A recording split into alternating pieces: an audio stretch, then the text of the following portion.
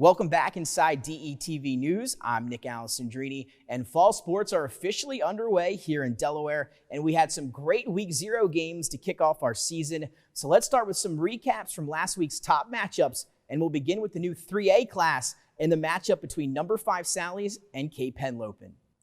Sally's and Cape again kicking it off on Thursday night, and Sally's trying to get on the board first. Campbell going to hand off straight up the middle to Cooper Brown, and he's able to get in the end zone. That starts the scoring, and then a little bit later on in the first quarter this time, Campbell going to keep it himself, pull it, and take it into the end zone for himself. 14-0, Sally's up early. Then Hank D'Ambrogi, Cape trying to get back in it, pitches to the outside to Thomas Messick, and he's able to break some tackles, and he starts the scoring for Cape Henlopen. They're right back in it, 14-6. Then Sally's trying to extend that lead. Campbell pump fakes, fires across the middle, finds Deuce Rezidlo, who hauls it in for the touchdown reception, extending that lead 21-6.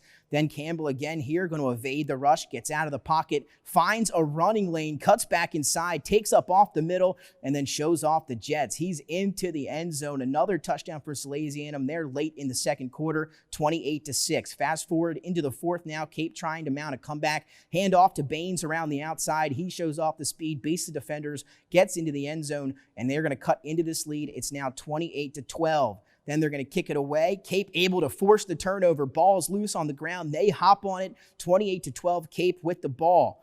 Now they're going to take Hank D'Ambrogi, fakes the play action. Now he's going to show off his legs just like Connor Campbell did a few plays prior, and he's able to break a tackle, get into the end zone. A big touchdown there, 28-20, but the Sal's defense able to hold on, and that's how the score would end. A big win for Sally's, 28-20 over Cape Henlopen. The only change in our rankings coming with Sally's leaping William Penn for that fourth spot with that big win and William Penn loss. So it's a big win for the Sal's, but some other great games in Week 0 as well. Second game of the week, Week 0, Laurel versus Sussex Tech. Again, this one downstate, and Laurel going to get the scoring started early, 0-0 as Shockley Ames heads down the middle of the field, has Javier White who beats his defender. He catches it at the 50, and he's going to go the rest of the way. Caught as he gets into the end zone, Javier White, his one of 2 touchdowns, and it'll be 7-0 Laurel early. Ensuing kickoff, they're going to kick it away, and Kyle Weaver on the kickoff team. He's going to be the first one there to meet him, and he lays the wood. Ball comes loose. Laurel hops on top of it. They get the ball back. A few plays later, Sussex Tech defense comes up big, and then Justin Moore going to find Ian Riley, who's going to make the catch in the end zone. Sussex Tech up 8-7. Then a little bit later on, Shockley and Laurel up 14-8. Going to fire, finds Brady Lee in the end zone. Perfect fade for the touchdown, 21-8. And then Shockley back across the middle to who else but Javier White, his second touchdown of the ball game. Laurel extending this lead here in the third, and they would continue to do so. 41-8 the final as Laurel gets the win over Sussex Tech. And our last recap from Week 0 coming to you from Milford High School, where the Bucks would welcome Cambridge South Dorchester, a school from Maryland, and the Bucks would get off to a hot start and never look back. And our last matchup of Week 0, it's Cambridge South Dorchester taking the trip to Delaware to take on the Milford Buccaneers at home, and it was the Aaron Civil show. Here he is, 55-yard touchdown to get things started for the Milford Buccaneers, 7-0 Bucks early. A little bit later on, Civil's going to take this carry up the middle again. How about the block from Aladuje down the field, and he's going to again find himself in the end zone. 2 quick touchdown rushes for Milford. They're up 14-0. Then going to do it on the defensive end. There's Aladuje forcing the fumble. Kayshawn White's going to come scoop it at the 40, and he's going to take it the other way before he's finally brought down at about the 3-yard line. That drive was capped off by another Civil's touchdown rush. Then Saxon now going to open up the passing game over the top to A.J. Kravitz in the corner of the end zone. 21-0 becomes 28-0 in the third. Milford is rolling. Here comes the Vikings, though, trying to get back into it. Here's Belizaire, the running back, takes it, gets to the outside, shows off the speed. That would be the opening score for the Vikings. They still trail 28-7 as they're trying to get back into it. Again, here you're going to see the touchdown pass over the top. Milford, though, still up 28-14 as they're trying to hold on for the victory at home. They would add one more score, and that would do it. 34-14. Milford gets the win against out-of-state South Dorchester.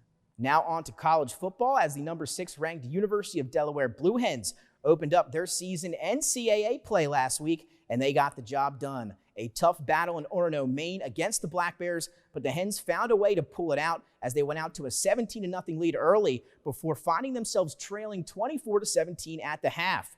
Delaware, though, would end the game on a 17-0 run and get the victory on the road, 34-24.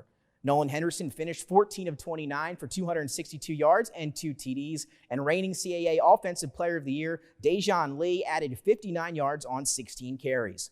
The Hens are back in action for their home opener on Saturday at 6 o'clock, where they will take on the St. Francis Red Flash.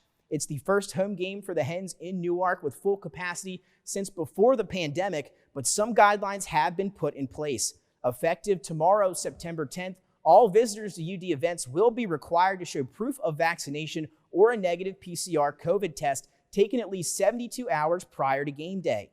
In a statement, the university is taking this measure to help protect the UD community, including visitors to our campus, against the spread of the virus. The policy will apply to all those in attendance 12 and over, and while children under the age of 12 do not have to provide a negative test or proof of vaccination, they are required to wear a mask. The wait is finally over as the Eagles are set to open up their 21-22 season on the road in Atlanta on Sunday at 1 o'clock. We'll get our first look at the Birds, head coach Nick Sirianni, and quarterback Jalen Hurts, who took just 10 snaps in the entire preseason.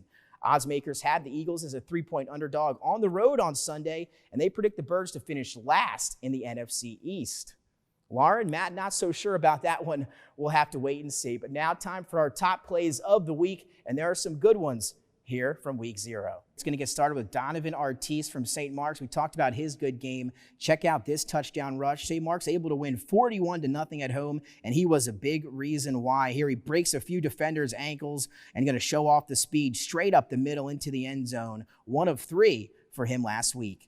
Then over to Aaron Sivils and Desmond Aladuje. Here's that 33-yard touchdown run. Check out the lead block from Aladuje here. Sivils takes the handoff. He's going to follow his blockers, and he should, because they are going to clear a path for him. Easy walk-in touchdown for Sivils. Again, 1 of 3 for the Milford Buccaneers. You see the slow-mo. What a block right there by Aladuje. On to number 2, Sean Saxon to Andrew Kravitz. This one coming in that big win for Milford over Dorchester here. Saxon going to air it out. Beautiful fade pattern caught in the corner of the end zone by A.J. Kravitz. He hauls it in. Milford, again, impressive showing for them in week 0. Now on to our top play of the week, again in a week of some good ones, and it was from the Laurel Bulldogs. It was Shockley to Javier White, and you saw this one earlier as well. Shockley drops back, one-on-one coverage. He's just going to run right by the defense, catches it at the 40. There go the Jets, 30, 15, 20. He's going to find himself in the end zone. Again, that play kicking off the scoring for Laurel in a game that they did a bunch of. And again, Laurel with a big win over Sussex Tech, and that's your top 4 plays of week 0.